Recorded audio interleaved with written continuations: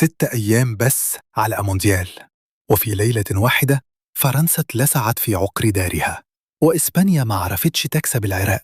إيه ده؟ إيه ده؟ أنا هقول لكم اللي حصل، بس استنوا الرقم اللي في الآخر، ده اللي هيوجعكوا. فرنسا خسرت 2-1 من كوت ديفوار في نانت. شركي فتح الجون، بعدها جيلادوي سجل وصنع، وأمد ديالو حط التاني. والأجمد، أخوه ديزيري دوي كان قاعد على دكة بدلاء فرنسا بيتفرج على أخوه بيوجع منتخبه. يا نهار!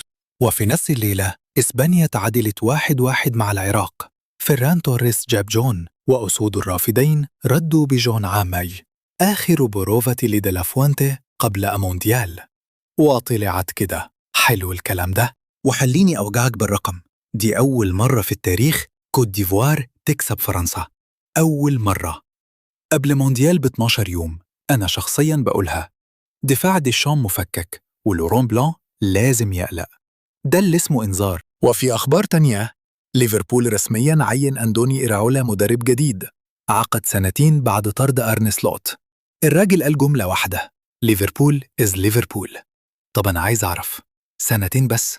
ده اللي يخليني مش مطمن. وبس استنى الجامد، فلورنتينو طلع على هوريزونتي وقال يوم الثلاث هبعت عرض رسمي ب150 مليون يورو على لاعب من فريق تشامبيونز ليج، بس مش كين ولا هالاند ولا أوليز. دامفريز خلص، كوناتي خلص، مورينيو خلص، فاضل مين يا ترى؟ طب وانت اللي قاعد قدام موبايل ده، ايه أكتر حاجة صدمتك النهاردة؟ خسارة فرنسا، تعادل إسبانيا، ولا لغز 150 مليون بتاع فلورنتينو؟ سيبها لي تحت، أنا قاعد بقرأ. 6 أيام وبيئة.